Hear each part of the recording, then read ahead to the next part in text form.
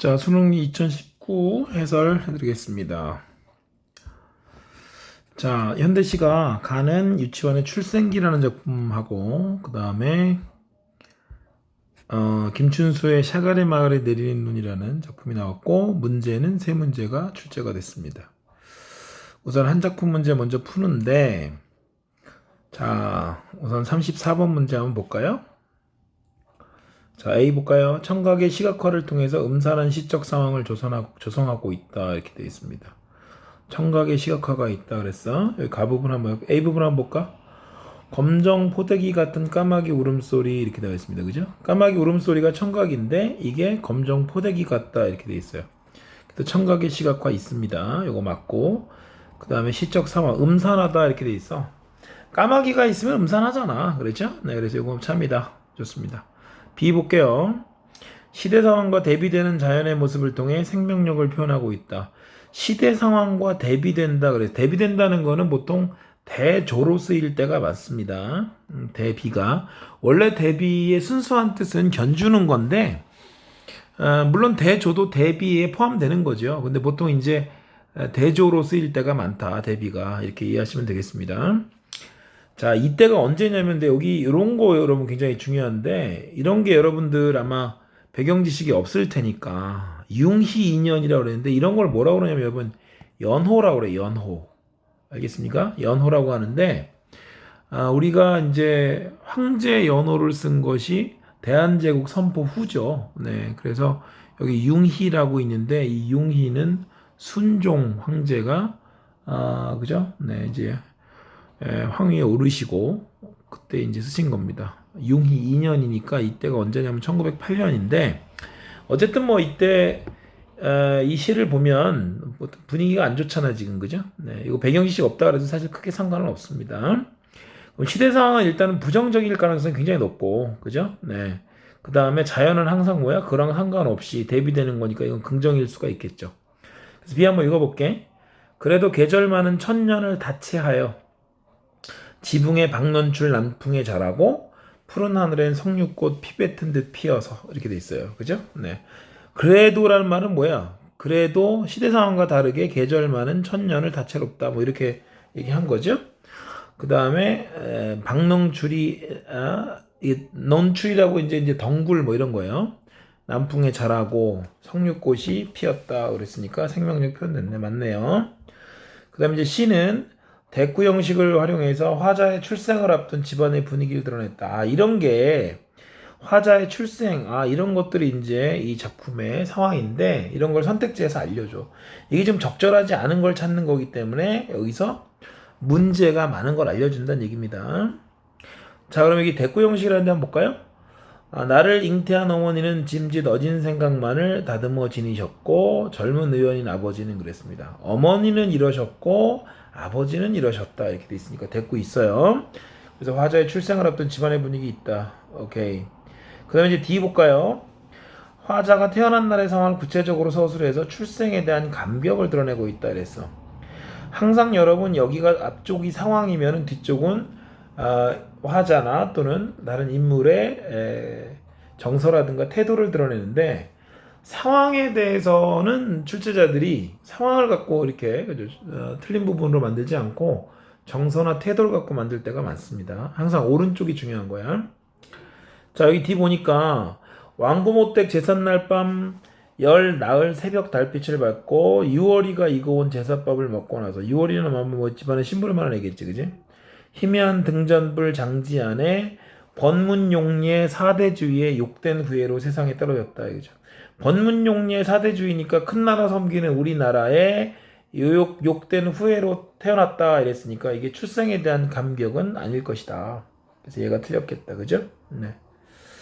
자, 그 다음에 2 볼까요?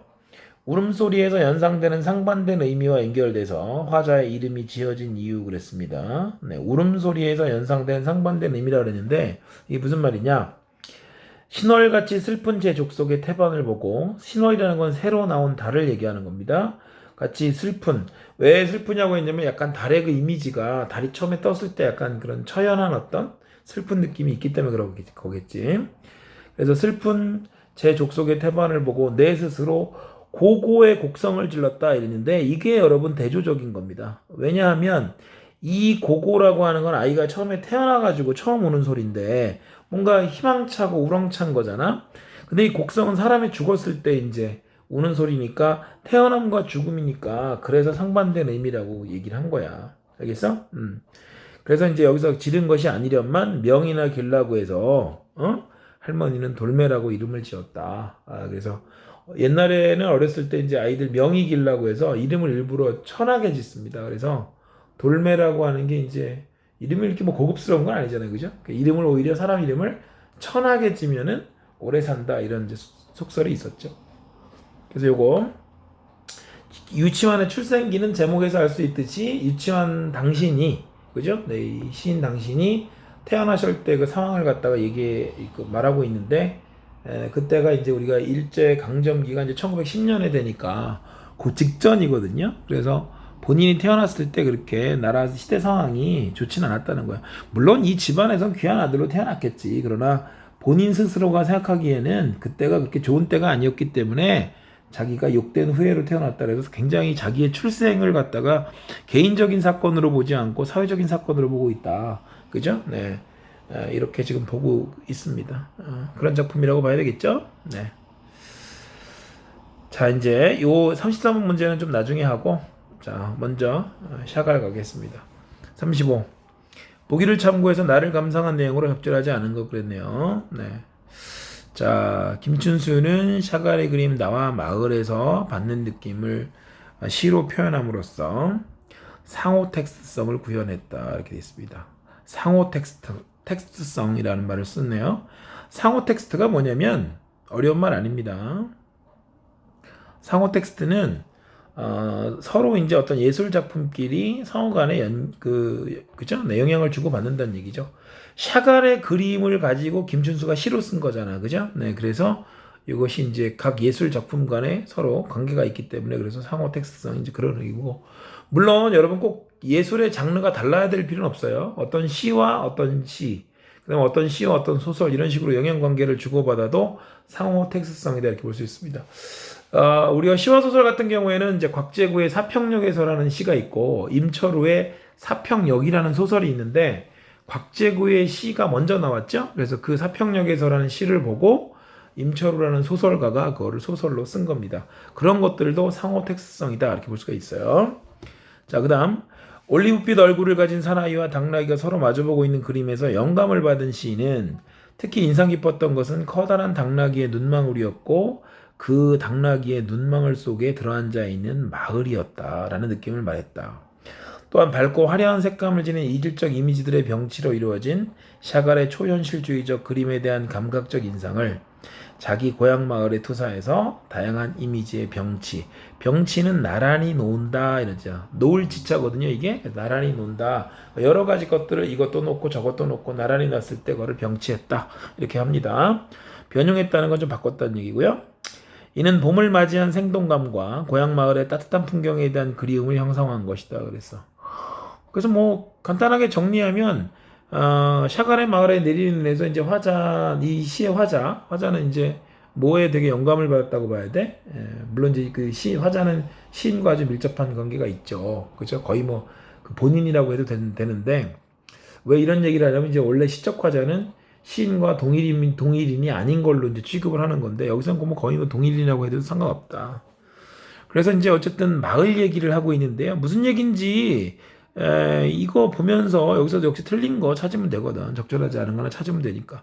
그러니까 선생님은 지금 여러분 계속 문제를 중심으로 해서 이 시를 이해하면서 풀어내자는 그런 겁니다. 이게 선생님의 풀이법이에요. 자꾸 작품으로 달려가지 말자. 문제에 다 힌트가 있다. 이것이 이제 선생님의 풀이법입니다.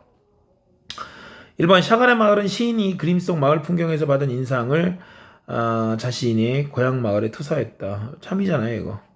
그 다음에 2번 3월의 눈, 봄을 바라고 섰는 사나이, 새로 돋은 정맥 등은 시인이 그림 속 이질적 이미지들의 병치고 있었죠. 그죠? 병치를 다양한 이미지들의 병치로 변형해서 봄의 생동감. 이거 오케이잖아. 그죠? 네, 봄의 생동감. 네, 좋습니다. 이게 이제 이 당시에 오타가 나가지고 봄을 바라보고라고 돼 있어서 이거를 다른 또 교육과정 평가원에서 이거를 고쳐갖고 봄을 바라고로 바꿨는데 그런 해프닝이 있었죠. 근데 뭐 이렇게 사실은 문제를 푸는 데 있어서 크게 영향은 안 미쳤다고도 볼 수 있는데 어쨌든 이런 실수들은 되게 중요한 거죠. 자, 3번. 날개, 하늘, 지붕과 굴뚝 등은 시인이 밝고 화려한 색감을 지닌 그림 속 마을의 모습을 공감각적 이미지의 그 풍경으로 변형했다 그랬는데 여러분 공감각적하고 그죠? 네. 이게 뭐 감각적 뭐 인상 뭐 이런 거 이질적 이미지들의 병치 이런 거랑 여러분 그죠? 네. 달라요. 공감각은 여러분 어떻습니까?